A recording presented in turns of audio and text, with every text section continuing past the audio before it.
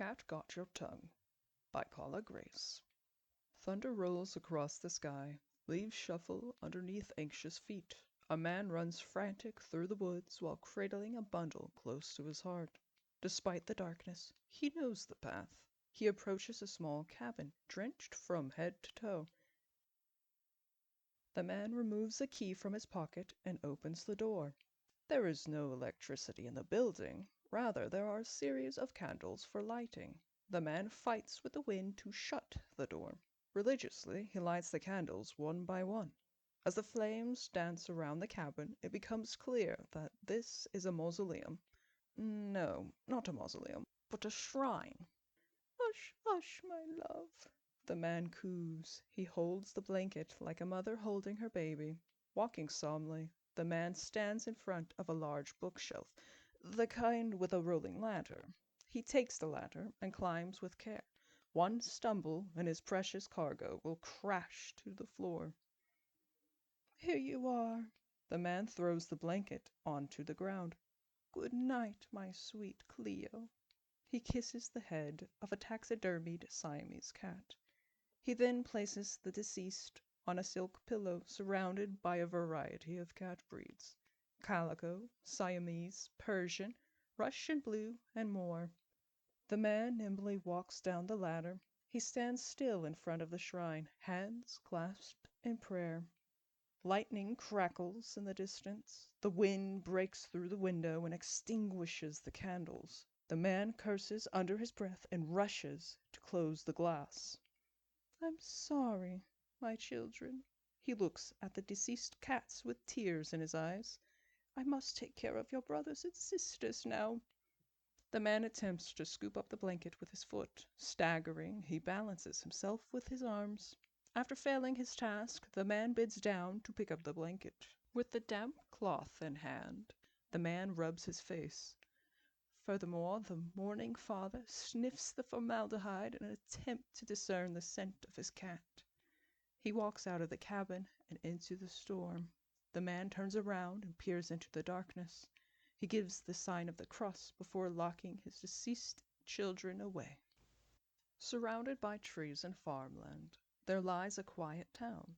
Compton is a laid-back area with little drama. Well, except for one local establishment. The Buck and Doe Tavern is infamous for brawls and gossip. Open the door to find the smell of booze and sweat hang high to assail your nostrils. Leave your manners behind, because the tavern is no place for ladies and gentlemen. Those who tarry here range from daring hunters to men and women known for disorderly conduct in the "I just turned 21 so I could drink all the booze I want" committee. In short, the Buck and Doe is home to Compton's unruly bunch. Molly Doyle is the tavern's most dedicated drunk. She is also the town's most enlightened individual in gossip.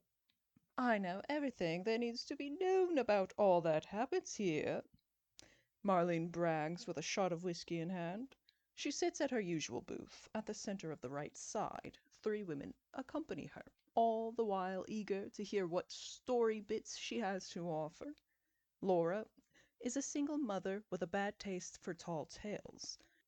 The disheveled woman often forgets to drink her beer while captivated by her narrator. Abby, a scrawny woman with glasses, leans close to the great orator of news. Janet, the oldest of the group, nearly drops her glass. Yes, Marlene is the town's best entertainer. The women continue to laugh until their joyous rancor is interrupted by a loud shatter across the room. "Watch where you're going, dear," a sharp-dressed man with a gaunt face complains as the waitress drops her tray. "There he is!" Abby points at the man from across the room. "You're the one who walked into me." The waitress glares at the man. "What a klutz!" Laura laughs out loud. "Wait, what was his name again?" As the women ponder a missing name, the waitress begins to clean the mess. The man sighs and bends to assist. "I'm sorry. It's been a long week." He hands her a chipped cup. A busboy comes over with a broom and dustbin. He anxiously sweeps by the waitress. Thanks, She says half-heartedly. I coulda cleaned the mess myself. No need. The man bows slightly and takes his seat at an empty table. Abby adjusts her glasses. Her hand fidgets while moving the frames up and down with thought. I don't remember him, she remarks. Do you? Janet asks Marlene after a sip. Of course I do. Marlene throws her hand in the air. He's the odd one. She brings her hand close to her mouth and whispers, Mr. Marlowe. All three women shriek, The man with the cats! Despite the chatter of the tavern, their comment is heard from across the room. Everyone turns their head towards the gossiping hens. Mr. Marlowe removes himself from his table. His gaze passes towards the door. The old barkeep dries a glass and places it in the man's direction. Would you like a glass from the house? He attempts to care. Mr. Marlowe shakes his head. No, thank you, John. It would be best if I had got some sleep. Good night, then, John replies. Mr. Marlowe nods in return. Embarrassed, he reaches the door of the Buck and Doe. As he exits, Mr. Marlowe can hear snickers and laughter from the miscreants behind him. He grits his teeth and walks away into the night. Under the light of a crescent moon, Mr. Marlowe walks through the edge of a cornfield. His home lays well past the comforts of town. Out of the corner of his eyes, he sees a slinky black cat. The cat stares at him before running towards an old barn. Mr. Marlowe smiles for a moment, thinking of his precious babes at home. He then recalls Marlene's voice. He's the odd one. Is it odd to love? Mr. Marlowe glances at the moon. Bitterness bites his tongue. The man kicks one of the corn stalks. Damn it! A light appears in the distance. Who's there? A harsh voice demands. A farmer approaches Mr. Marlowe and throws a lantern in his face. I'm sorry, Aaron. Mr. Marlowe gives a short bow. I just had to bury another. Oh my, the farmer lessens his tone. I hope you fare better. You have my condolences. Mr. Marlowe shakes his hand. Thank you. No problem. Aaron nods. Take care of yourself now. Get home safe. Mr. Marlowe smiles and salutes one of his only human friends. Good night, he waves. Take care. The farmer nods again and heads back towards the farmhouse. The black cat reappears by the fence. She watches as the strange man walks away. My precious babes! Mr. Marlowe yells out to his children in the dark. Their home is an old-fashioned house, lit by candlelight. The wooden frame has vast space and stands 2 stories high. The great house sitting within the forest has seen just 2 inhabitants. Mr. Marlowe picks up the matches sitting on a table in the foyer. He lights the first lantern. Slowly he greets each of his feline children while lighting small lanterns along the way. Hello, Duchess, Polly, Christopher, Mabel, Lily, Rose, George, Benny, and Juniper. The man kisses and pets each cat. He feels warmth in his heart at the sound of purrs. Mr. Marlowe springs into the kitchen. Every cat follows suit, each begging for food. You're all lucky, my sweeties, he chimes while opening a cabinet. I didn't have much to eat, but we'll give you babes anything that you want. One by one, bowls are placed in field. The chatter of mewing and crunching teeth clutters the air. The smell of cat food lingers even after the babes are finished. Like a dedicated father, Mr. Marlowe cleans up their mess. He then readies himself for bed. Juniper, a small and round Russian blue, delightfully follows her father. She rubs against his leg despite his efforts to change into pajamas. Please, Juniper.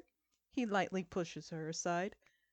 Once dressed for the night, Mr. Marlowe picks her up and lays in bed. Juniper is closer to him than the other cats. Well, that is true. Cats hardly want company, except for Juniper, whose personality compares to the recent and poorly departed. I think you and your sister are the sweetest. Mr. Marlowe smiles and massages the cat's cheeks.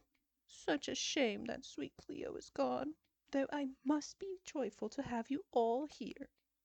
He begins to tell Juniper of his day, traveling to the town, visiting the good old mortician, how hungry he felt at dinner time, and the pain of being unable to eat because of an old hen. Damn Marlene! The shift in his tone sparks Juniper to retreat. I'm sure that if she understood how it feels to be ridiculed, then she would see that her mouth seals shut. Oh, I'm sorry, Juniper. The cat scurries out of the room. Mr. Marlowe sighs. Maybe that's it. He scratches his chin in thought.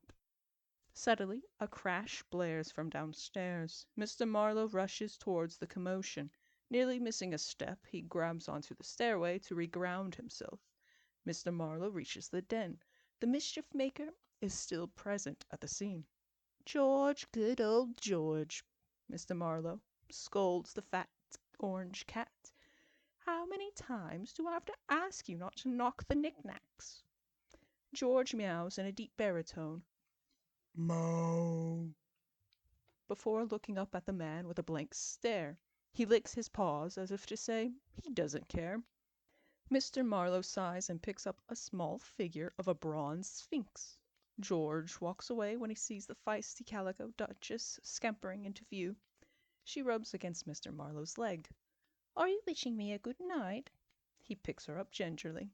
She allows him to hold her for a few moments. Duchess squirms out of his arms, entertained by an instinctual thought. An object catches her eyes, and the cat is in full pursuit. Curious, Mr. Marlowe follows. Duchess plops herself beneath one of the lanterns. She stands up against the wall, with a paw extending upward. Mr. Marlowe sees her prey, a small moth. He watches before realizing. That's it! Duchess darts away from the man's abrupt exclamation. He smiles at the insect and ponders. The whole town's drawn to her rumors, but what happens when Marlene's the center of the tales? The man chuckles out loud. He quiets himself after hearing his many babes shriek. Mr. Marlowe blows out the flame. The townsfolk turn their heads in surprise. Mr. Marlowe, the odd cat fellow, rarely makes an appearance in Compton. They all wonder in the same, why is he here? Mr. Marlowe smiles at a young woman with a baby carriage. Good day. She smiles back with the most awkward charm. Rather than say hello, she waves goodbye. Mr. Marlowe raises an eyebrow at the woman scuttling away with her baby carriage. How odd, he says out loud. His walk within the town leads him to a small flower shop. He pauses to look at a variety of fragrant displays. Mums, black-eyed Susans, pansies, violas, and asters. Mr. Marlowe smiles, but as quick as his grin flashes, it soon fades. Marlene's cohorts are inside the shop. Mr. Marlowe can hear Laura's broad laughter. He turns away from the store. However, after a pause for thought, he decides to proceed inside. Greetings. What brings you lovely ladies here? Mr. Marlowe bows once he sees the hens. Oh, what a surprise! Abby exclaims while fumbling her glasses. Laura stares blatantly at the man. Her eyes are unafraid to show that he has disrupted her perfect visit to the flower shop. Mr. Marlowe notices the roses in Laura's hands. That's a beautiful bouquet, isn't it? She responds with a slanted smile. It is. Do you have a garden, sir? Mr. Marlowe smiles. Not one that I tend to. Nature is a better gardener than any. Abby seems to feel less tension and smiles with a more genuine appeal. Well, I couldn't agree with you more. Mr. Marlowe is shocked. Is this an actual comment, without a mocking tone or false sincerity? He clasps his hands together. Say, would you care if I join your company? Laura and Abby look at each other with the usual unease. Laura attempts to hide her disapproval, but her hands give her away. With a sudden movement, the bouquet falls. Mr. Marlowe swiftly catches the flowers with the ease of a cat. He smiles while presenting the bouquet. Here you are. Laura takes the flowers without looking at him. She grits her teeth. You can join us for today. Her speech is borderline inaudible. Mr. Marlowe lifts a hand to his ear. I'm sorry, I didn't quite catch that. The woman pushes her hair back. She glances at Abby, who removes invisible dust from her glasses with a cloth. Laura repeats herself more clearly. You can join us for today. Mr. Marlowe tries to contain his excitement. Initially, he wanted to smite Marlene's name. On the other paw, he is actually being able to spend time with real people. His days of being a recluse may come to an end. He takes the roses back. Splendid. Why don't I buy this for you? Laura lifts a foot and places it behind her. She almost wishes to leave, but thinks about the situation. She assumes that he does not know a thing about social interaction. Regardless, Laura smiles. Thank you, but I wasn't going to buy them today. Oh. Mr. Marlowe blushes from embarrassment. I apologize. This is all too new for me. Abby laughs. She notices the drop on Mr. Marlowe's face. Now I'm sorry. Laura places the roses back. How about we eat lunch? Mr. Marlowe agrees wholeheartedly with her suggestion. He is famished. Abby insists on their usual stop. We can go to the good old tavern. With all in agreement, the three walk towards the door. The old woman attending the cashier looks after them. She says the only thing that could escape her mind. How odd! The chimes on the door jingle as Mr. Marlowe and company leave. Marlene readjusts herself before exiting the bathroom. She walks into the clamor of the tavern. Lunchtime may be quieter than the weekend bustle, but the Buck and Doe always provides great entertainment. Marlene, for one, enjoys a good time. She returns to her booth. She sits alone. Marlene looks at her watch. Where is he? The cowbell at the door rings. Marlene looks over to the biggest shock of her life. Her eyes widen to take in the view of Mr. Marlowe with a couple of her companions. She places the menu in front of her, not wanting to be noticed. Mr. Marlowe pulls out a chair for Laura and then Abby. Despite being closed off from society, he is quite the gentleman. Abby laughs. Too bad people aren't as polite as you are. Yeah, Laura smiles while taking a menu. It's a shame that you're so misunderstood. Thank you for your kind words. Mr. Marlowe beams. Lunch is on me. Don't worry. Marlene has her ears open wide, listening into their conversation despite the difficulty. Her date disrupts her concentration. Sorry for making you wait, Marlene. A gruff voice apologizes. A man with muscles and a tattoo of a falcon on his arm sits down. That's all right, David. Marlene places her menu down. She smiles out of courtesy rather than sincerity. He smiles back, then scratches his stubby beard. Hey, David points a thumb towards another table. Is it that crazy Marlowe? Marlene raises a brow. Yes, but let's not talk about him. David is taken aback by her harsh tone, but obliges to her request.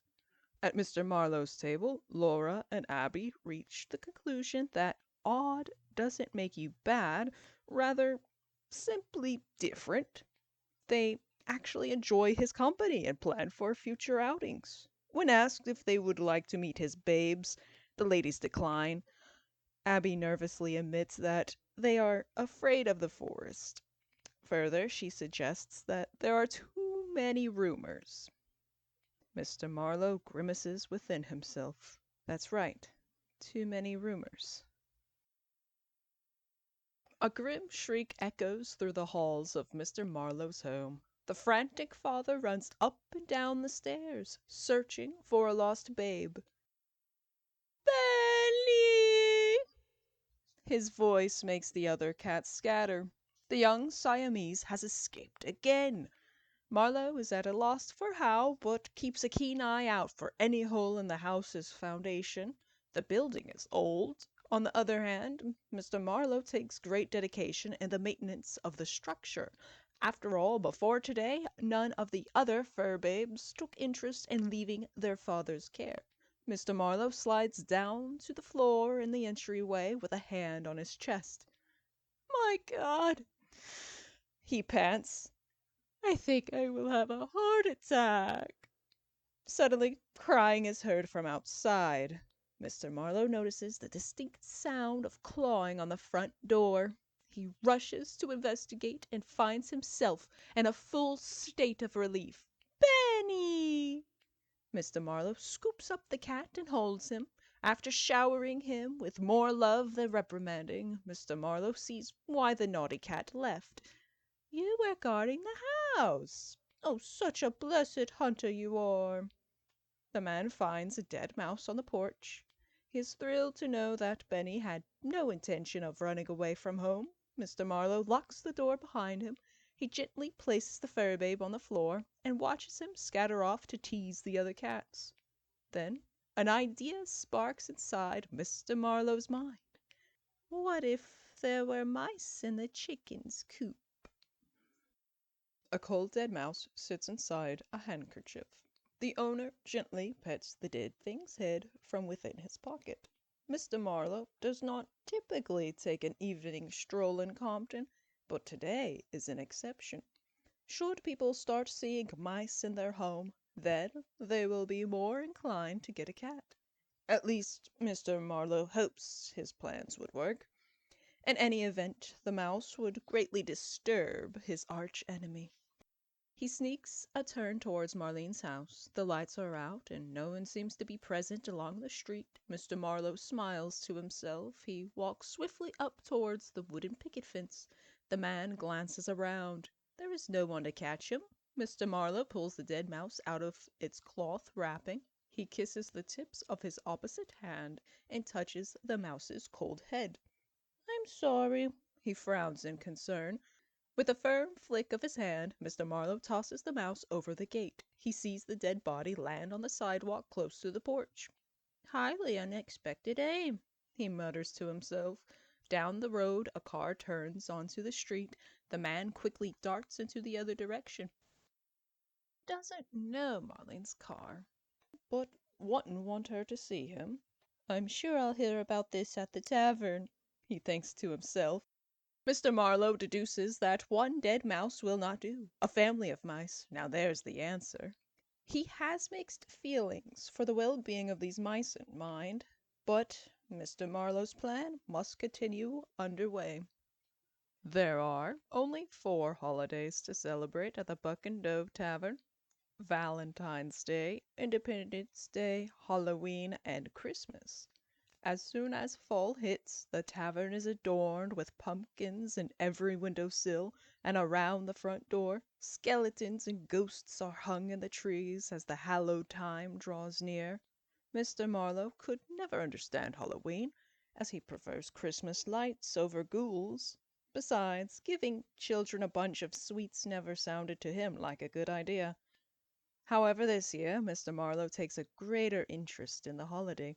He sits at his usual table. In front of him is a bowl of squash soup and a hot cup of tea. He means to hurry with his meal, but a conversation consumes his interest. "You all have to come again this year," bellows Marlene's voice. She smiles broadly at her companions. Abby smiles and laughs lightly. Laura beams at a new idea. "Perhaps you should invite Mr. Marlowe." Laura makes her suggestion while passing a glance at the man across from them.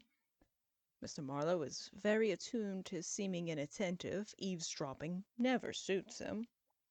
On the contrary, since the revenge mission began, the man catches himself listening in on more discussions.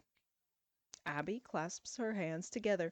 "What a fantastic idea! I'm sure he has never experienced Halloween before." Marlene scoffs. "That's absolutely absurd." She stares at them with irritated brows. Why would I invite the likes of him to one of my events? Don't be so harsh, Marlene. Laura finds herself glaring at her friend. She averts her gaze in aggravation. The ladies can't understand what has crossed between the two. What is Marlene's reason for her treatment of Mr. Marlowe? Abby sighs and adjusts her glasses. She begrudgingly agrees with Marlene's decision. Laura, on the other hand, has another plan. The man finishes paying for his meal. Mr. Marlowe feels his nemesis's eyes shoot in his direction as he leaves the tavern. Invite him to my party? Marlene thinks again to herself. Absolutely not. Upon feeding the fur babes, Mr. Marlowe receives a great surprise. A knock at his door catches the man off guard. He looks down at George, the fat cat, returns his gaze with a mouth full of food. At the door, Marlowe walks about in a nervous circle before discovering who is present. He turns the knob and is met with Laura. His eyes grow wide.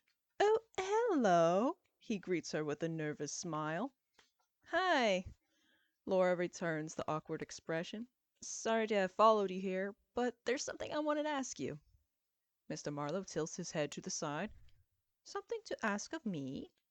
"Yes," Laura replies. "Would you like to go to the Halloween party?" If the party belongs to the old hen, then she would not have been the one to propose the idea. Yet to take a chance for new mischief would be perfect. "Oh," he beams. "Is the invite Marlene's?" "No." She passes a quick glance to the floorboards. Laura returns Mr. Marlowe's surprised face with an uneasy laugh. "Well, I've been discussing the matter with Abby and David. Abby, of course, loved the idea, and after some convincing, even David took our side." The confused man raises a brow. "David? As in her boyfriend, David?" Laura clasps her hands. "Yes." Mr. Marlowe taps his chin. "So, what do you say?" There's an unusual air of excitement in her voice. Laura proceeds to reason that since David began living with Marlene, then he should have a say in the invitations. "After all, if you came, then I'm sure she wouldn't want other guests to think ill of her. She couldn't just throw you out." Laura's sense of logic is infallible. "Especially if I brought," mumbles Mr. Marlowe. "Brought dessert? Brilliant idea." Laura places a hand on his shoulder. After a quick glance, the man recoils like a cat that refuses to be petted. "Oh, I'm sorry," Mr. Marlowe apologizes after seeing the embarrassed look on his friend's face. "Oh, indeed, I'll bring a pie." "Fantastic!" Laura smiles and steps towards the edge of the porch. "The party is on Halloween at 8 o'clock." "Thank you." Mr. Marlowe bows. "I'm sure I will have a good time." They bid each other good-bye. Mr. Marlowe retreats into his home. Juniper sits in the walkway as though she waited for his return. "Oh, my." The man bends to pick up his babe. "I think she likes me, Juniper." A slight touch of red appears on his face. His thought of potential companionship fades into his reoccurring desire for revenge. "It will be a night to remember." He grins while stroking Juniper like the Grinch. The cat jumps down from her obsessive parent and struts away into the distance. The man begins pacing about his home. He is deep in thought of the possibilities ahead. What Marlene enjoys best is putting on a great show. Her guests range from friends to acquaintances from church. The old hen loves a full coop. Tonight there will be an exceptional surprise. She leads her guests outside to her backyard. Halloween decorations adorn the trees. Spiderwebs, ghosts, and a hung skeleton. By the back porch, ghoulish gnomes make for a nice but corny touch. "Where's Laura?" the hostess inquires of Abby. She does not appreciate tardiness when it comes to her parties. "Oh," Abby chuckles sheepishly. "She will be here soon enough." Suddenly they can hear the doorbell ring from inside. "Finally," Marlene scoffs. "Hey, David, let her in, will you?" "Of course." David replies. He understands the difference between a question and a demand.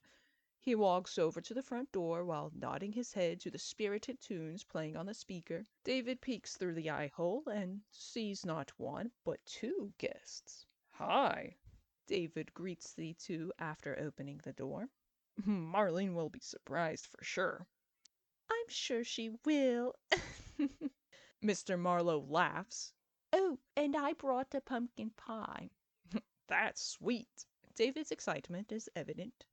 "I'm just glad that Marlene decided to make that dirt cake everyone raves about. I mean, I'm glad to finally give in to sugar." I bet her diet fat is killing you. Laura laughs. "It is." David rolls his eyes. "You can set that outside on the dessert table."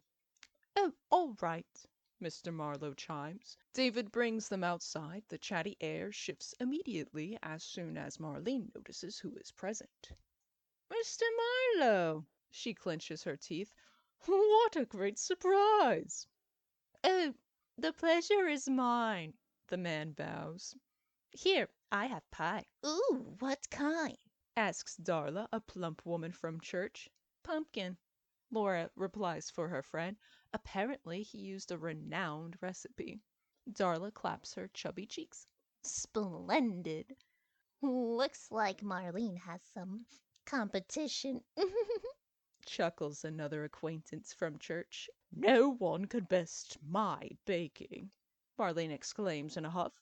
She tries to dispel her displeasure and watches Mr. Marlowe as he walks towards the dessert table. The remaining guests catch themselves in a babble. I wonder why he's here. She would never have brought the likes of him. But he's so polite. "Laura!" Marlene pulls her friend aside. "What is the meaning of this?" Well, She smiles. the idea was David's. Right, David? David nervously agrees and shifts back inside to find more snacks to eat, while all are in the web of gossip and socializing. Mr. Marlowe smiles. He places the pie next to the dirt cake. Easy opening. He thinks to himself. Looks like I can add a little flair to her recipe. Mr. Marlowe looks back, happy to be unnoticed. Within his pocket, he puts a hand. Carefully, he draws out a handkerchief. Thank you for the early warning, Laura, He whispers as he recalls a conversation from the previous day. He is grateful for having intel into Marlene's activities. After all, it would be a shame to have duplicated desserts. Mr. Marlowe pulls back the tin and stealthily sprinkles live worms into the mix. He covers the dish again and walks over to Laura. Time passes by, and Marlene is appalled by how popular her nemesis became. His dramatics are a win with the crowd as he reenacts stories of Nosferatu and Sleepy Hollow. She demands attention.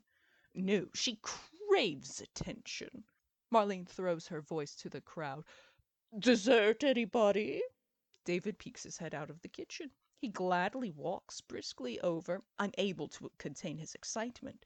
Others follow while Marlene portions the dessert. She makes it known that her cake will be phenomenal. After all, she added an extra ingredient. Laura takes a plate with a small sample of Marlene's dirt cake. I want to save room for the pie. Laura smiles while glancing over at Mr. Marlowe. Mr. Marlowe doesn't want Laura to take a bite of the tainted dessert. An idea sparks, and he takes on a character from Washington Irving's work. Then, with one fell swoop, shoo, the man narrates, the headless horseman claims another victim. With a clumsy swing of his arm, Mr. Marlowe knocks Laura's plate out of her hands. "Mr. Marlowe!" she cries out. He apologizes with frantic bows. "I'm sorry, very sorry." She looks at him with a raised brow. Suddenly, a scream pierces the air. Oh heavens, I just ate a worm! Darla consumed her portion too quickly. With only the back porch light and a few tiki torches, she was unable to see the worms wriggling in her dessert. Everyone else looked down at the portions. Sure enough, there are more creepy crawlies on the plates. Abby fiddles with her glasses, moving them up and down. She abruptly drops the plate as she finds one on her dish. Marlene is appalled. How did this happen? Her boyfriend glares over at her. Is this some kind of twisted joke? No one laughs, except the Mr. Marlowe inside of his head. He outwardly expresses shock and confusion. Marlene, on the other hand, has to stay calm in order to prevent further uproar. She tilts her head down. I'm sorry. I meant to say something before anyone had a bite. It's Halloween, Marlene. Laura glares at her. Not April Fool's Day. She turns to Marlowe and thanks him. Good thing for your performance. Your dramatic, albeit clumsy acting prevented me from ingesting one of those. Darla diverts the attention away from the chaos. She decrees that they should at least eat the pie. I mean, if anyone doesn't feel like vomiting after that sick comedic act. All were in agreement. They brought the pie inside the house, just in case worms could fall from the sky. Mr. Marlowe pretends to inspect the dessert. Clear? David asks. Mr. Marlowe smiles broadly. David demands a large piece. One after the other, guests had a slice of Mr. Marlowe's pumpkin pie. Delightful, Darla blurts out with joy. You should have made another pie. I'm sorry, Mr. Marlowe replies. I wasn't sure how many people were attending. Aside from that, I thought there would be more desserts to choose from. Mr. Marlowe avoids making eye contact with Marlene. In truth, he does not need to see her to know how suspicious she is of his mischievous misdeed. Afterwards, the guests leave. Each thank Mr. Marlowe for the pie. The man smiles and decides to head home also. My babes are calling, he says to Laura and Abby. See you again. Bye, Marlowe. His friends wave him adieu. David glances at the table and notices the pie dish. He races to the door to tell Mr. Marlowe, though to no avail. The man happily walks into the distance. Mr. Marlowe loops the climax of the party in mind, over and over again. Weeks pass Marlowe by without much progress in his plans to mar Marlene's name. However, he enjoys the time spent with Laura and Abby. Laura even accepts his idea of babysitting her 3-year-old son, Timothy. The night hangs nigh, and Marlowe enters Laura's small townhouse. The building may have 2 stories, but is a snug structure. He has with him a small carrier. Laura rushes out of her house and forgets to ask what's inside. She kisses her son goodbye. Bye-bye, Mommy. Timothy waves. Once she is out of the house, Marlowe beams. As requested, Marlowe clasps his hands together and smiles. I brought a fur, babe. Timothy squats next to the carrier. He watches as Marlowe unlatches the door. Out scatters Benny, a young Siamese. He has never seen another human aside his father. Rather than give in to fright, the young cat is intrigued, growing curiouser and curiouser. Marlowe anticipated that out of his children, Benny would fare better with someone new. He is less afraid of change than other cats, such being the constant cause of finding himself in mischief. He stays inside, Marlowe notes. Otherwise, he will surely get lost. Timothy pets the cat, rough at first, but listens to his babysitter's instructions on a proper show of cat kinship. The cat jumps away and runs into the kitchen. Even in a stranger's home, Benny isn't shy to convey his need for food. Marlowe follows suit. He turns to Timothy and asks, Are you hungry too? The little one nods. Super, super hungry. The man out reaches a hand, motioning the boy to come. He tells Benny that he must be patient. I have to help with his dinner first, sweetie. The cat jumps on the counter as though to say, No, me first. Mr. Marlowe shakes a finger at him. He frowns and motions for Benny to remove himself. The boy smiles at the cat. I can't go up there too. It's okay. The man beams, glad to see that the children are getting along well. He takes ham and cheese from the fridge. Mr. Marlowe then proceeds to make a grilled cheese sandwich. Benny cries out, Mine, mine. The eager cat rubs against his father's leg. No, sweetie, The man chimes. this is for Timothy. The boy scrambles into a chair.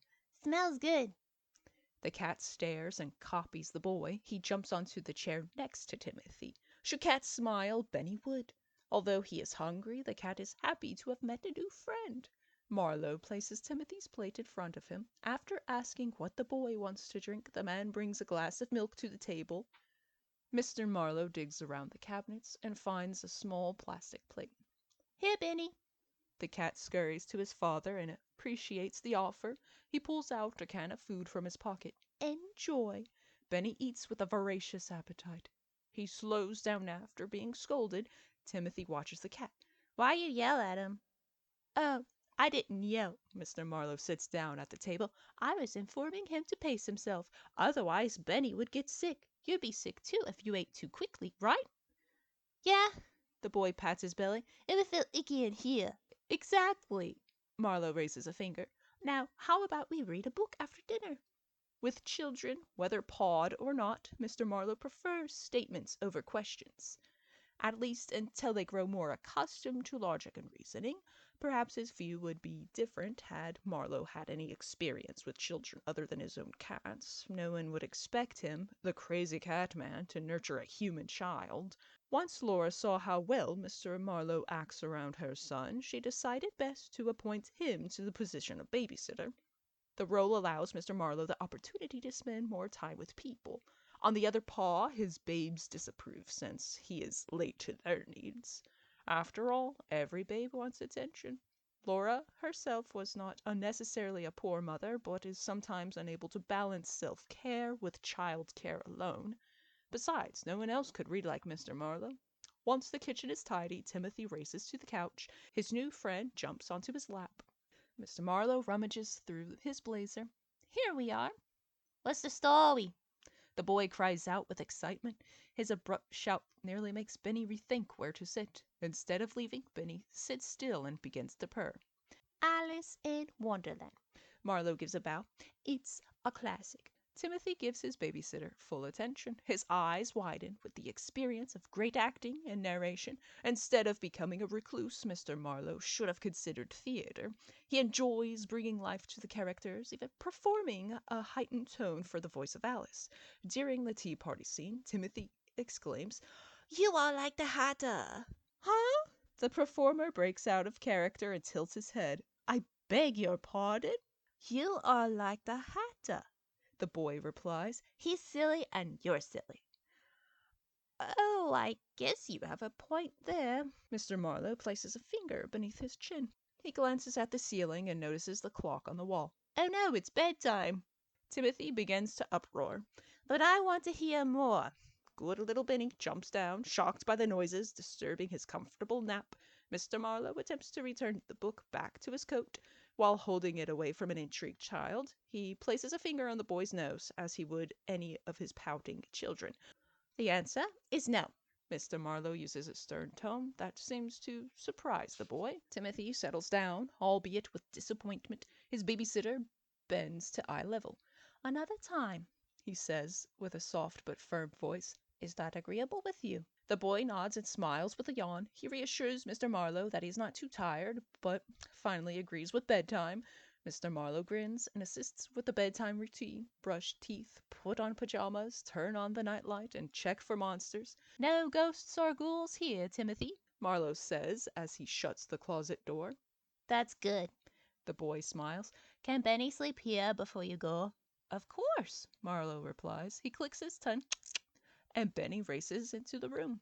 Benny's father scoops him up and places him next to Timmy. Here you are. The good man makes his way to the door after patting both boy and cat on their heads. As he pulls the knob, Timothy's voice catches his attention. Thank you.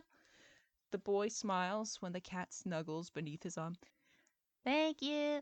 The boy smiles when the cat snuggles beneath his arm. Every time we see Marlene, I play with a new cat. But this one is much nicer. Oh! The man smiles with a catty grin. She has a fur, babe? Yeah. Timothy yawns. He's mean to me and doesn't like to play. That's not very good. Mr. Marlowe clicks his tongue. Maybe I should tell her about it. Yeah. The boy's tone becomes eager with a new thought in mind. And maybe you should ask Mommy if I could get a cat, babe. I try a lot, but can't have one. I think I can do that, Mr. Marlowe replies. Now get some sleep, little one. Okay. Timothy pets the cat and quietly speaks, Good night. Good night.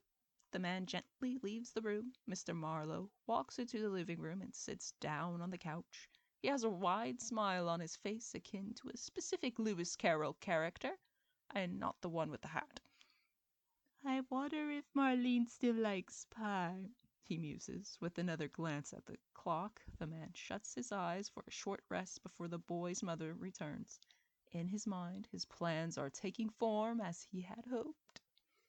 Marlene sits on her couch. She is exhausted from an arduous day at the office. Her cat, Pumpkin, paws at her leg for attention. Instead of answering the cat, Marlene drowns herself in a Young and the Restless marathon. Out in the kitchen, David frantically looks for a snack. Unfortunately, since his girlfriend's new health fad has been reinstated, there are no Twinkies or Oreos in sight. Marlene, he calls out in desperation. What's there to eat in here? Shush! She purses her lips. My baby's on the screen. Pumpkin looks at the television, cocking his head side to side. Malcolm Winters graces the set. Marlene escapes a sigh. Oh, ain't he something? David peeked his head from around the kitchen door. Well, what about me? Marlene shoos him away, too interested in the TV. Her boyfriend retreats to eat some carrots and ranch. Pumpkin jumps onto the couch, only to be ignored as well. Suddenly, loud bangs are heard from the door. Marlene screams and races to see who forgot what the doorbell was. She could care less, but is always in a curious need for visitors. Good afternoon, she smiles, but shifts moods quickly. Oh, it's you, Mr. Marlowe. Shouldn't you have some business elsewhere? My apologies, he gasps. I just thought it would be a good idea if I gave you some pie. I hope you like mint. Marlene beams. Ooh, I love fresh mint. She is oblivious to how her secret flavor is known to someone outside of her circle, yet she is enthusiastic, despite her slight distrust of the man. Marlene takes the pie. Thank you, she replies with a difficult smile. I can't wait to share it with David. Oh, that's marvelous. Mr. Marlowe places a hand gingerly over his heart. I hope you two enjoy. Take care. Bye-bye, she waves, grateful to see him leave. David speaks out of the kitchen. Who was that? Marlene shuts the door and walks towards him. She retells the details of the strange visitor. Whoa! David's mouth is agape. Talk about a surprise. He rushes over towards the pie. However, David isn't the only one intrigued by the baked goodie. Pumpkin slams so hard into Marlene's leg that she drops the pie on the floor. The woman screams loud enough that her voice echoes out of the house. Mr. Marlowe smiles as he hears the sound of people screaming and a cat causing mayhem. He walks away from the home before looking back. Marlene, he thought out loud with an uncontrollable chuckle. Didn't have a chance to taste the pie. After all, the pie wasn't meant for the old hen. The man muses to himself during his walk home, with pictures reeling through his mind, scenes of Marlene's cat, knocking down lamps, running across furniture, and bouncing off the walls. Yes, sir, you have outdone yourself this time, Mr. Marlowe. The statement is a personal applause. He smiles all the way home. Thanksgiving approaches Compton. Everyone dresses their windows with stick-on turkeys and cornucopias. The church has a display of pumpkins, gourds, and corn stalks decorating the entrance. Mr. Marlowe walks with Laura and Timothy. Once they reach the church, they stop to admire the decor. Timothy jumps up and down. We should decorate too, right? He looks at his mother with big eyes. She laughs and agrees. Maybe Mr. Marlowe can help. Laura glances at her friend, expecting a positive response. He disappoints her. I'm sorry, but I'll have to tend to the babes soon. The little boy looks up at him with a frown. Laura tilts her head and raises a brow as though to say, "Are you serious?" Mr. Marlowe rethinks his decision. "How about tomorrow?" Timothy smiles, then frowns again. How about today? Laura chimes in. "He can help out after church tomorrow." "I can?" Mr. Marlowe replies. "Yes," Laura demands. "You can." "Oh, right." The man laughs uneasily. After church would be a great time to set up Thanksgiving decorations. Timothy gives him a hug. Mr. Marlowe raises a hand in surprise. Laura laughs light-heartedly. She understands Mr. Marlowe's quirky nature. He hasn't had much experience with children and affection. However, Mr. Marlowe would never be mean to a child. "Come on, Timothy." Laura takes her son's hand. "We should head home now." Oh, The boy looks at his feet. why can't he come? "He has to get kitty supplies before it gets too dark." She readjusts Timothy's hat. "You'll see him tomorrow." Oh, okay. The boy agrees, begrudgingly. Mr. Marlowe pats him on the head again. Have a good evening. Bye-bye. The boy says with a slight pout, "Take it easy." Laura waves him goodbye. The man smiles and begins to part ways. He glances behind to see the little family walking further in the distance. Then Mr. Marlowe turns his gaze to the church. There is much to be grateful for, he says to himself. Mr. Marlowe heads off to complete his chores. There are so many decorations to select from. Mr. Marlowe is shocked to see how many Laura bought. He passes his hands through the various shopping bags, turkeys of various textures, hanging leaves that dangle from the ceiling, as well as a fold-out of a turkey with funny legs and window stickers galore. I have never experienced this before, Mr. Marlowe mutters. "It's important to do something new every day," replies Laura. "That's how we prevent boredom." Mr. Marlowe smiles and begins peeking over the decorations with Timothy. The two work comically with one another to complete the task at hand. Often the boy will sit on his shoulders to hang the leaves onto the ceiling. The window stickies are easy to work with. Peel and stick, simple directions. Once everything is up, the decorators stand back to admire the display. It's far from modest, states Marlowe. I think the church had a simpler take on the holiday. Maybe. Laura sneaks up from behind him and places her head on his shoulders. But I like the drama of the work you two did much better. Timothy is too busy poking at the decorations to notice his sitter's face turning bright red. I forgot something, Mr. Marlowe announces. My pie plates are still missing. You never took them back from Marlene? Laura asks. She is unsure of how to feel, surprised or expectant. Fortunately, no, he answers. I even ran into David on many occasions, though come to think of it, I'm sure he reminded me about the plates a few times. I just don't like to be a bother.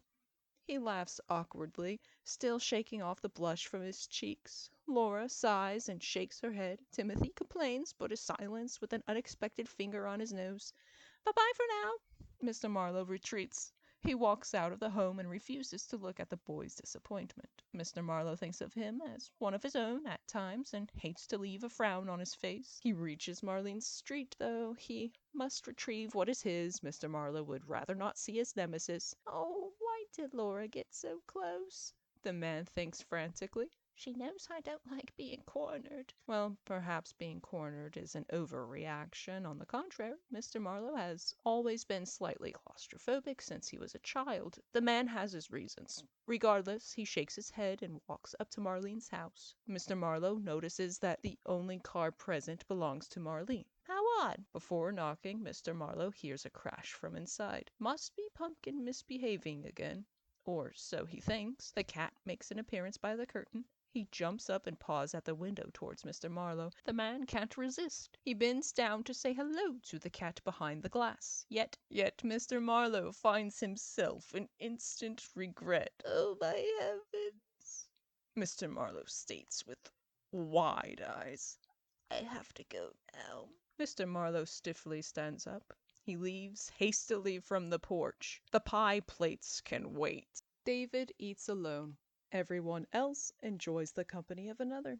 The scene reminds him of life at home. He finds himself wishing that he had more time on lunch break to eat with Marlene. Nonetheless, he doesn't live in France. I wish Marlene would make more time for lunch, he sighs. The lonely man understands that Marlene has no work today. He also knows that she always busies herself around the house. At least that's what he thinks. Hey! David booms loudly. Come over here, Marlowe! Heads turn towards the door. The tavern folk look surprised to see the man at the current hour. Well, looks like you're here early, the tavern keeper remarks. Well, John, I've been in town. Mr. Marlowe smiles dishearteningly. He passes his usual seat to accept David's request. Sitting down, Marlowe avoids eye contact as he greets the man. Why, good day, David. Good day, I guess. David looks at the man. Is everything all right? I saw something, Mr. Marlowe whispers with his head low. David leans his head over the table. Saw what? His curiosity piques. What could Marlowe see that would leave him this shaken up? David thinks of the rumors that his friend here talks to the dead bodies of his cats. Should such rumors hold true, then nothing could faze the man. Right? What did you see?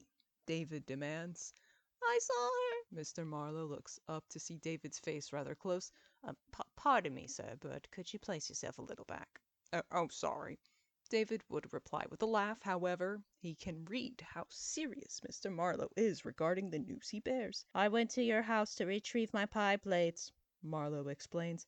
Pumpkin was by the window, and I thought it rude to ignore him, though at the angle of the curtain and the piece of room exposed. Go on. David moves his hands in a forward rotation. Marlene was with the sheriff. The statement is made clear only to David's ears. The man stands up from his chair and nearly knocks the waitress off balance.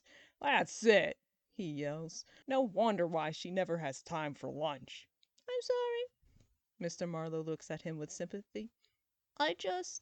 No, the burly man interjects with a hand. Thank you, Marlowe. You're a true friend for letting me know. Mr. Marlowe watches as the man walks out of the tavern. He smiles wickedly at the thought of the hen losing her rooster. Soon enough, even her other would leave. Here's the check. The waitress passes the bill to Marlowe. I'm sorry, but someone has to pay for his meal, and it's not me. Oh, that's fine, Mr. Marlowe replies with a tinge of dissatisfaction. Just add squash soup and 1 hot cup of tea. Will do. The waitress smiles. The man sits in the tavern. He stares up at the ceiling and thinks, there are more things to be grateful for, aren't there? Once his soup arrives, Mr. Marlowe eats it slowly like a purring kitten. Praise to the gracious God above. Grant us your eternal love. Guide us with your loving hand, so that we may stronger stand. Lead us with your burning light to face the shadows of the night. Oh, the love that you give is all we need to live. The singer carries the notes with warm sentiments. Ever since Laura and Abby invited their friend to church, they were pleased to hear him participate in the choir. No one in Compton knew how wonderful Mr. Marlowe could sing.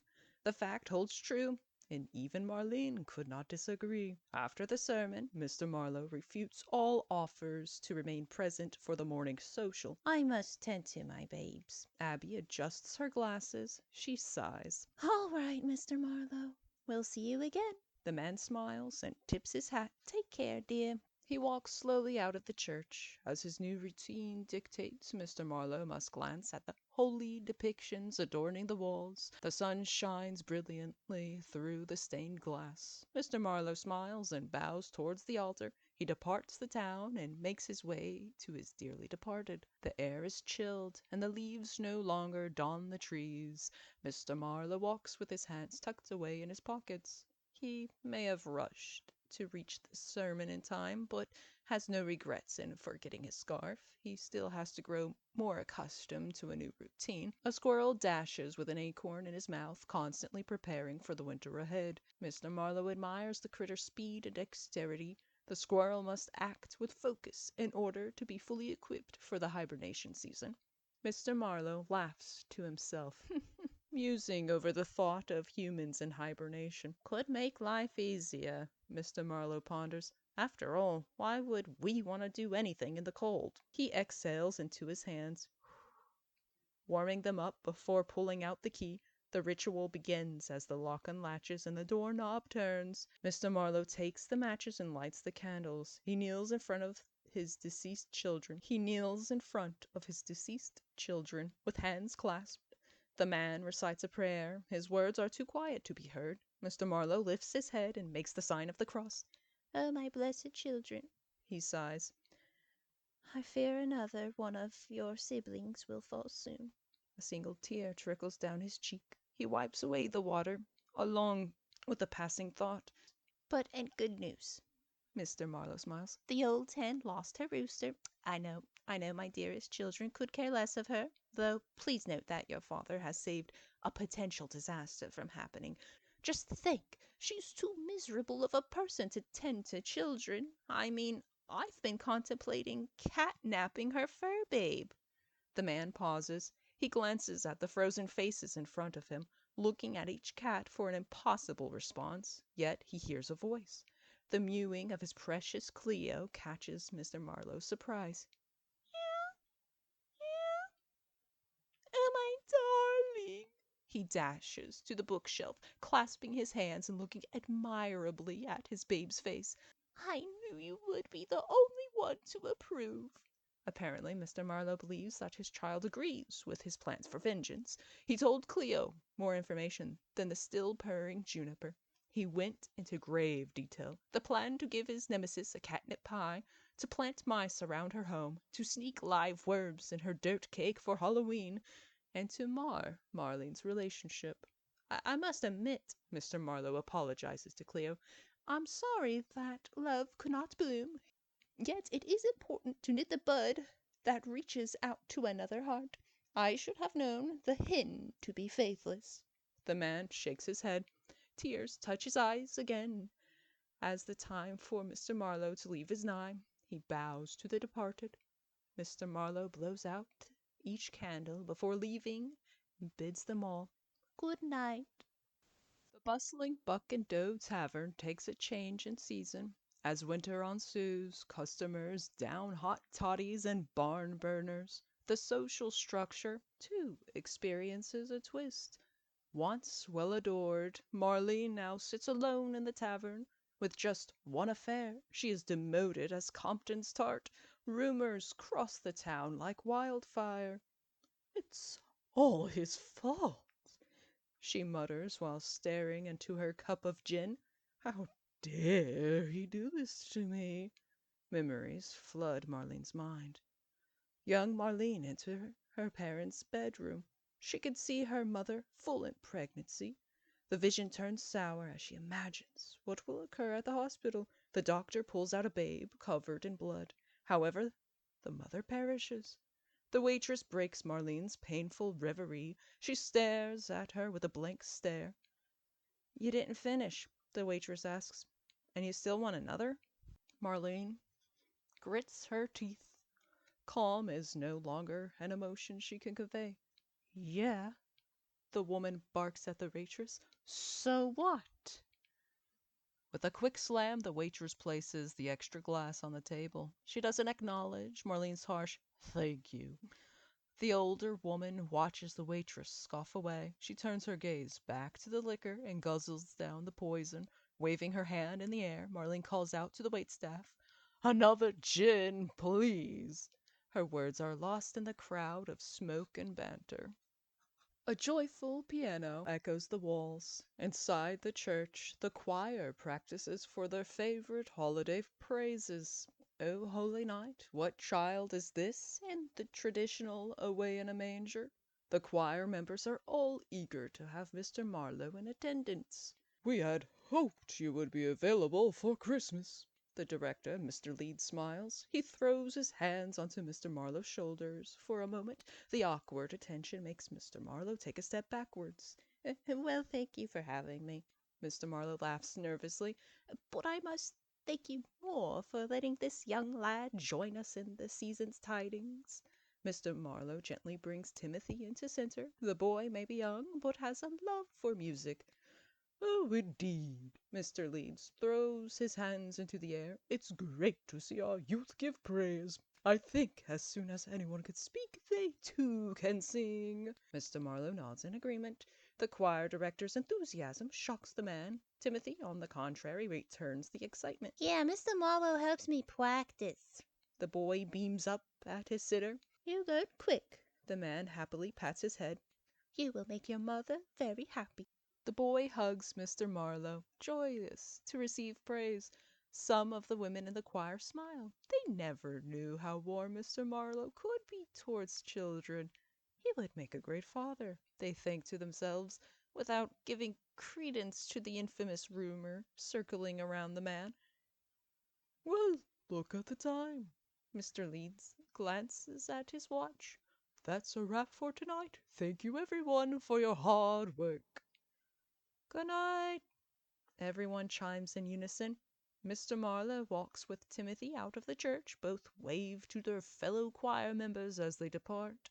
Along the way to Laura's home, the night air is cold. Timothy shoves his face into his scarf with one hand and holds onto Mr. Marlowe with the other. The boy bemuses himself by watching the smoke come out of his nose. Look, I'm a dragon. He exhales in little puffs. Charming. Mr. Marlowe replies and blows dragon smoke of his own. The two laugh under the dark sky. They admire the Christmas decorations along the path. Both are amazed with the colorful lights. Hey, Mr. Marlowe addresses. What do you want for Christmas? I always ask for the same thing. Timothy smiles. A daddy. Mr. Marlowe blushes and looks up at the sky. Yeah, The boy continues. Santa forgot last year, so I hope he remembers this Christmas. Mr. Marlowe notices the hint of sorrow in the boy's face. Don't worry, the man consoles. Maybe this year will be different. I hope so. Timothy sighs. The young boy's sadness leaves as soon as he sees his mother. Mommy! Timothy rushes to her on the porch. Laura hugs her son. Please don't run like that next time. You may fall. Okay, Timothy promises. Mr. Marlowe's heart grows warm at the sight of them. He bids them a good night and walks home. maybe this year may be different? He sighs. Though, why do I feel that way? Mr. Marlowe continues through the cold, lost in thought. His heart cannot shake the feeling of love as he wonders what is to come of this winter. Perhaps he shouldn't think too much about a relationship. After all, what will happen to his fur babes? Mr. Marlowe nods his head and concludes that he is only destined to father his cats. Winter's fury hits the quiet town. Snow and hail pelt Compton's streets, thus making travel impossible. Tucked away in his home, Mr. Marlowe paces around anxiously. He wants to visit the deceased, but that ritual will be at a loss. My darlings are furious for sure. His arms dance in the air. The man's commotion upsets the babes. George rolls about on the rug in the den. His bellowing meows aggravate Duchess. The alpha female proceeds to silence the pest by nipping at his tail and swatting the fat cat's face. Oh dear! Mr. Marlowe rushes to halt the brawl. Please don't fight, my precious ones. Come here, George. The cat cannot tell which is worse, being attacked or being trapped in his father's arms. Mr. Marlowe glares at Duchess. She does not care in the least and makes her exit. The man sits in his chair, rubbing the orange, chubby cheeks. George submits and purrs like a motorboat. His affection ceases when an abrupt sound echoes from outside. Both man and cat jump up onto their feet. Mr. Marlowe's heart races. He sprints towards the back door in the kitchen. He wipes off the fog from the window. He shrieks. A tree has fallen. Any closer and our house would be ruined. Mr. Marlowe nervously picks underneath his nails. He presses a hand against his heart. Later that night, Mr. Marlowe practices for the choir. His children dance around his feet, all joyous to hear him sing. The fireplace gives him a surreal glow. A thrill of hope, the weary world rejoices, for yonder breaks a new glorious morn.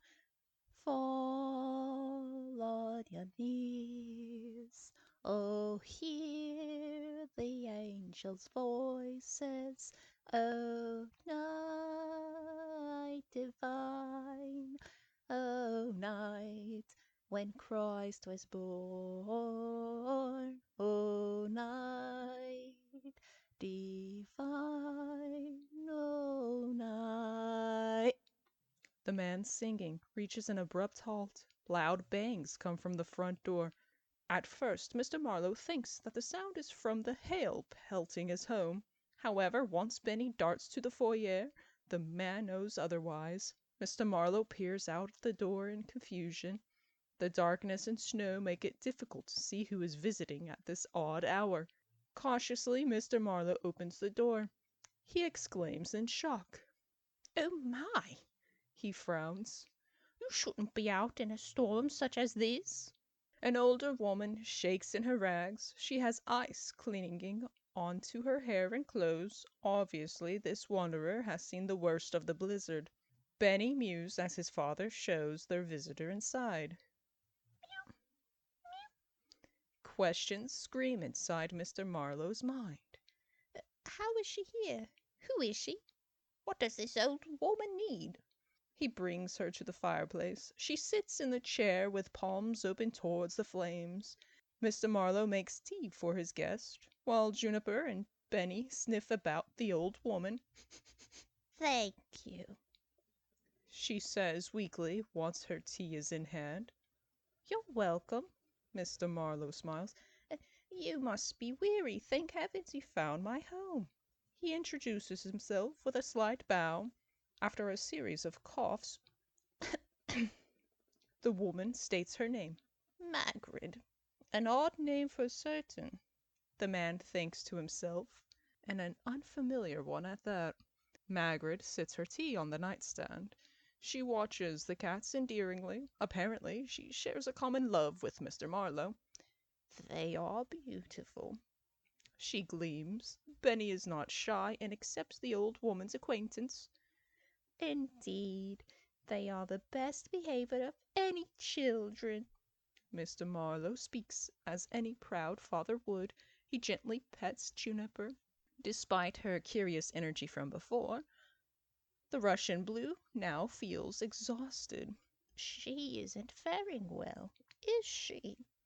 Magrid asks with concern. No, I'm afraid not. Mr. Marlowe responds with a sorrow gaze at his babe. I'm afraid this may be her final winter. How awful. Magrid shakes her head. The old woman falls silent for some time. Mr. Marlowe looks at her. She stares blankly into the distance. He waves a hand in front of her face. The old woman sleeps with her eyes open. Mr. Marlowe sits back in his chair, a little disturbed. She reminds him a bit of his birth father, solemn and occasionally unnerving. After all, not all of Mr. Marlowe's quirks are self-taught. Once the old woman wakes, Mr. Marlowe grows excited for the company. I must tell you, he insists, all about Marlene. The man rambles on for a half an hour about his nemesis. She never cared for anyone but herself. She always was a disturbance to my childhood. I could never stand how mean she was. Mr. Marlowe's words spill out of his mouth like a rapid waterfall. The old woman remains silent for some time, listening to the man complaining. Then her eyes perk. You two are quite similar, aren't you? She asks. What? Mr. Marlowe sounds insulted. Heavens, no, she's a menace. Well, Margaret sits back in her chair. you seem to have become like her. I'm sure you've begun gossiping like the hen much more than you would have before entertaining your so-called revenge. Mr. Marlowe stands up rigid. Should there be no snow, he would have sent her off. On the other hand, due to the storm, he begrudgingly advises her to sleep. I have a spare room, He smiles half-heartedly. It's quite small, though. that'll do. Margaret smiles. Thank you, Mr. Marlowe, for your kindness. The man feels guilty for his previous thoughts of casting her out of his home. Mr. Marlowe leads her to his childhood bedroom past the stairs. The restroom is down the hall. He smiles as she lays in the dusty bed. Thank you. Margaret yawns. Good night. Good night, he replies. Mr. Marlowe forgot his own exhaustion. Guests are rare, but when they come, the man feels grateful. As soon as the snow ceases to pelt the earth, the old woman removes herself from Mr. Marlowe's home.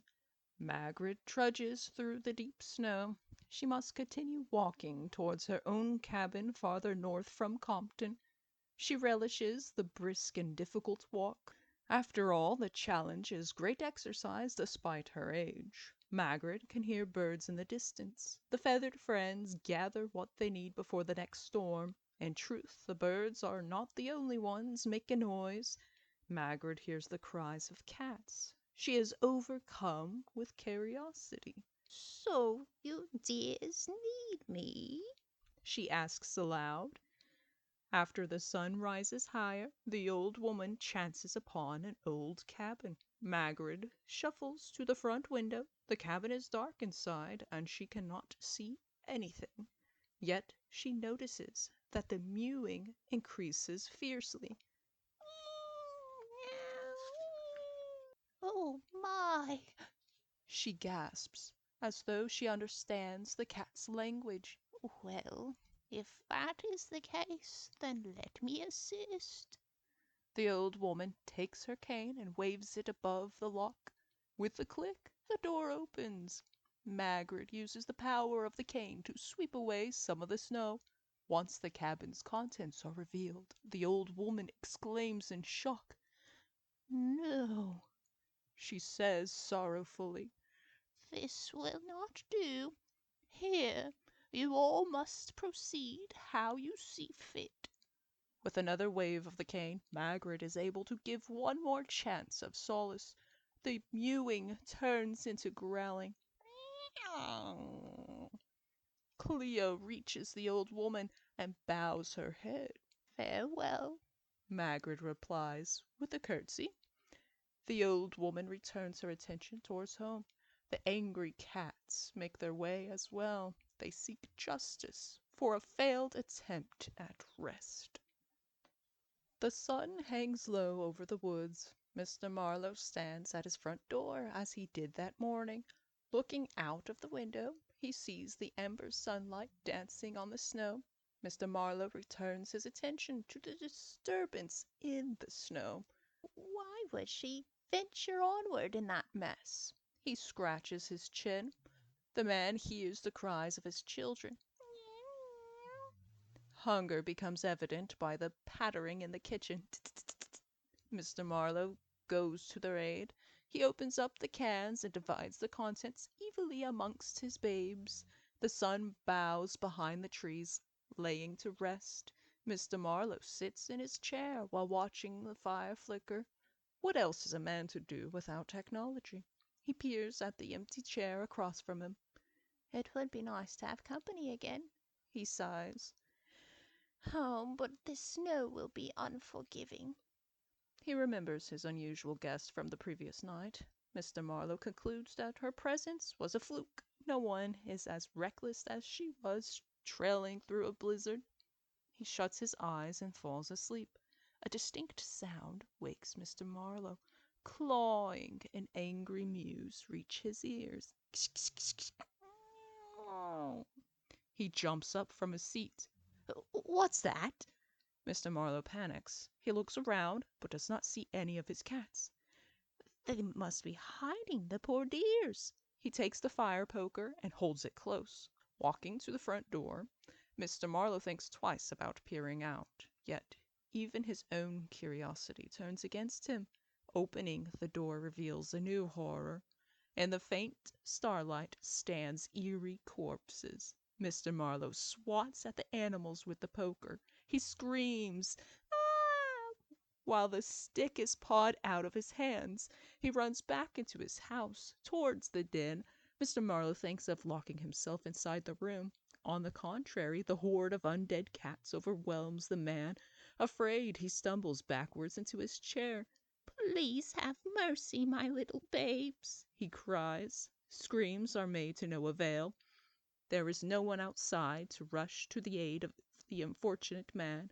An owl sits in a tree and turns his head away from the panic. He takes flight into the night as snow flurries begin to fall.